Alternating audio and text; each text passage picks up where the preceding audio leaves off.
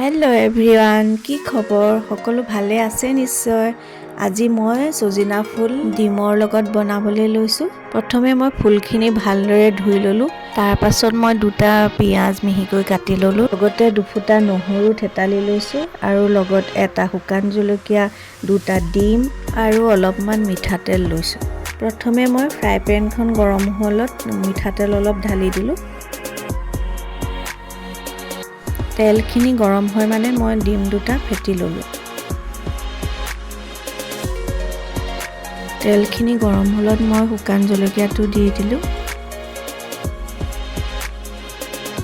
জলকীয়াটো ভাজ খোৱাৰ পিছত মই কাটি থোৱা পিঁয়াজ দুটা দি পিঁয়াজখিনি ৰঙচুৱা হোৱালৈকে ভাজি থাকিলোঁ।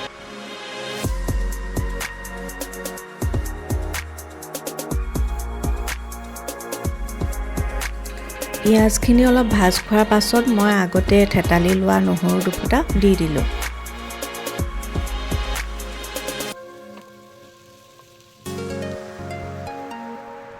তাৰ পাছত মই অকণমান আন্দাজমতে হালধি দিলোঁ আৰু লগতে মই আগতে ফেটি লোৱা ডিম দুটাও দি লৈ অলপ ভাজি থাকিলোঁ।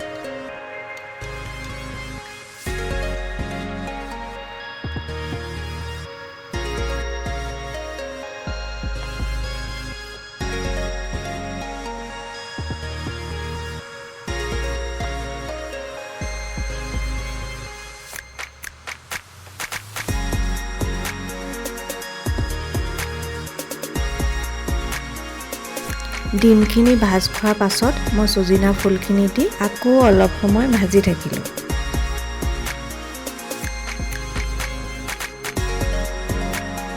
ফুলখিনি ভাজ খোৱাৰ পাছত মই আন্দাজমতে নিমখ দিলোঁ।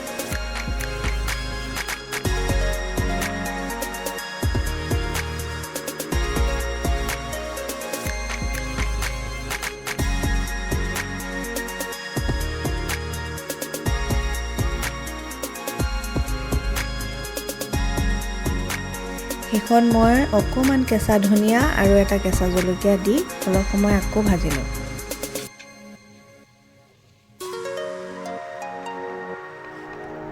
আপোনালোকে বাৰু কোনে কোনে এনেকৈ সজিনা ফুল খাই পাইছে মোক কমেণ্টত জনাবলৈ নাপাহৰিব দেই।